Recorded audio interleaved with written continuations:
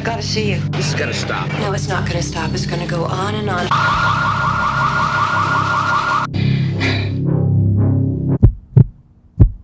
I don't have a plan. I just don't want to end up like my mother. Susanna.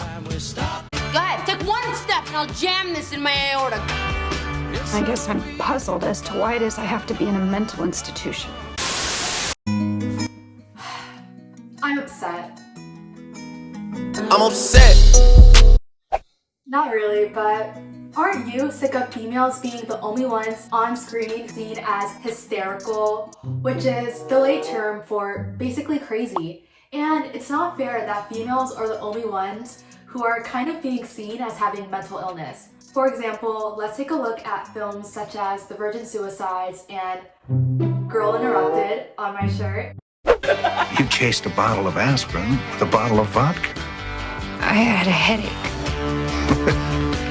And these films were both released in 1999, and they both follow the same theme of young teens who are going through mental illness such as depression. And it's very interesting that these films are very psychoanalytical and they have a predominantly female cast.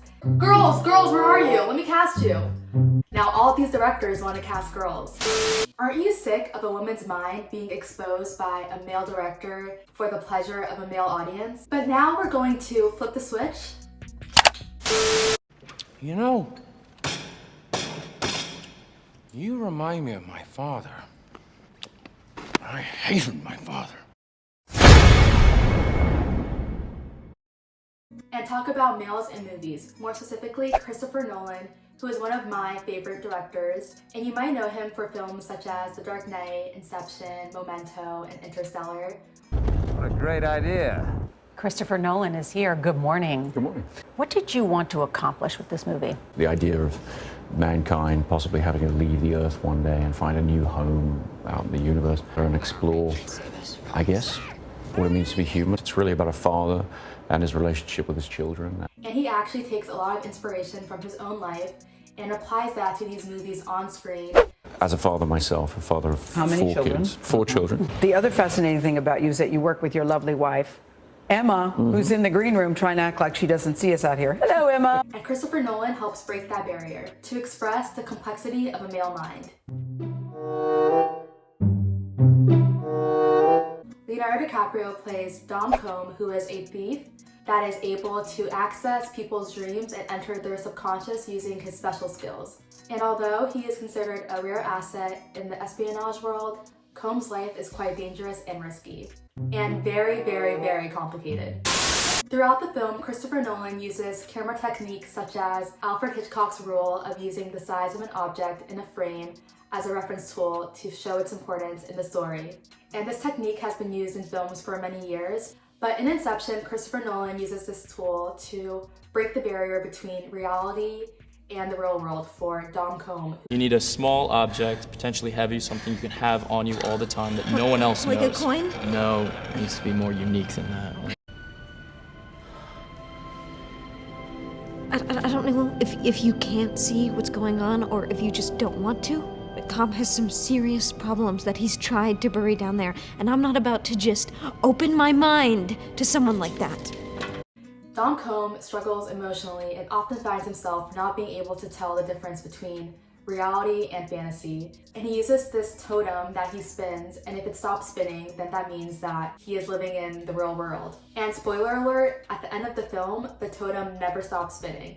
So that kind of symbolizes that a male is always struggling with these things.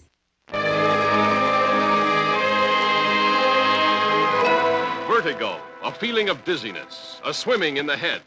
Figuratively, a state in which all things seem to be engulfed in a whirlpool of terror, as created by Alfred Hitchcock in the story that gives new meaning to the word suspense.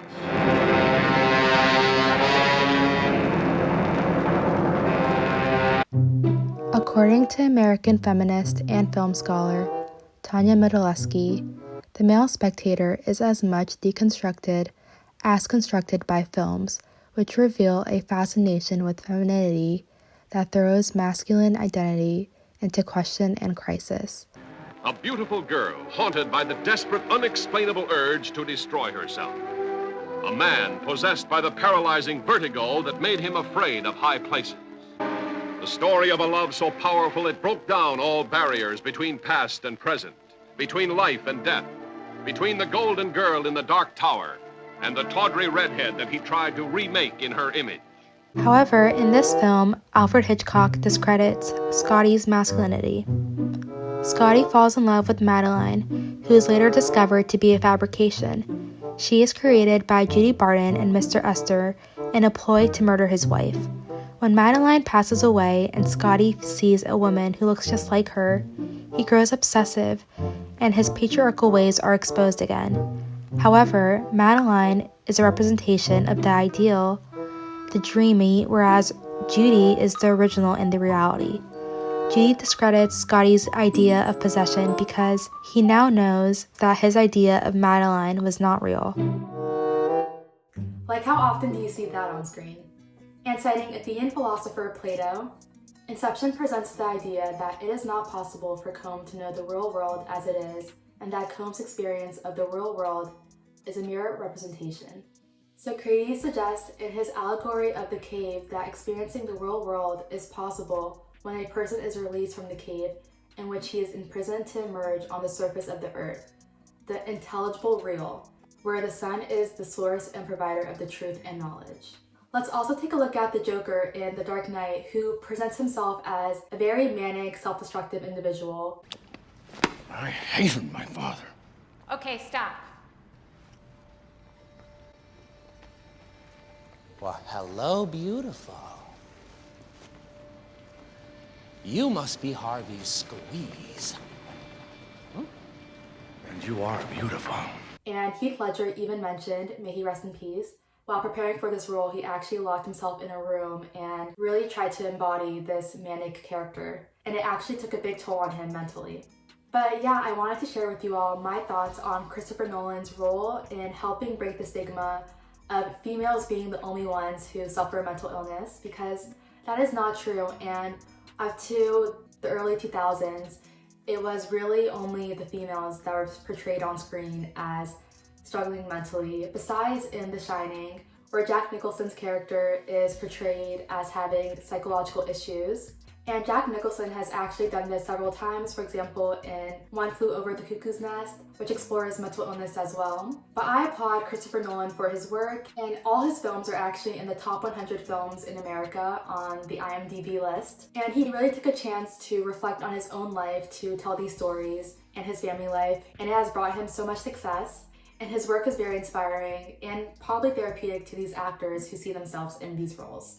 Thank you so much for watching. Have a great night, day, evening, afternoon, morning, whatever it is, wherever you are. Thank you so much. Let go by. Maybe it's time to go by. This shit ain't no lullaby. You ain't coming home tonight. Set these tracks, we on it, yeah. We on the beat. We fucking it up in the streets. Studio. Everywhere I fucking go. I got the dro. The loudest pack, the loudest gas. Everything on me. It's new, it's foreign, it's fresh, it's fast. You don't got this. You wish you had it, you ain't got no bag. Set the tracks, boy, I'm on this mic, I'm going mad. The paparazzi. Let's talk about it. Baby, Can you believe every single day these famous people and young TikTokers who are from 16 to 20s are fearful that they're gonna get their picture taken or have a part of their life exposed? And it's just not right. With social media becoming bigger than ever, it's almost impossible for any of these people to have any privacy. And it's not fair. Let's take a look. Hey Addison, how's it going? I'm good, thank you. Good. Hey, are the rumors true that Bryce cheated? I don't think I want to talk about. All the paparazzi wants to do is break a story, but it's not their story to break.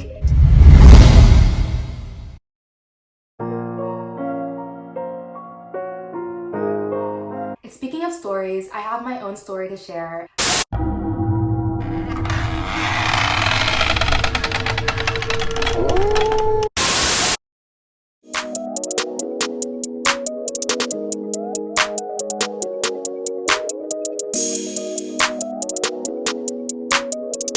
We smoking dirt around here.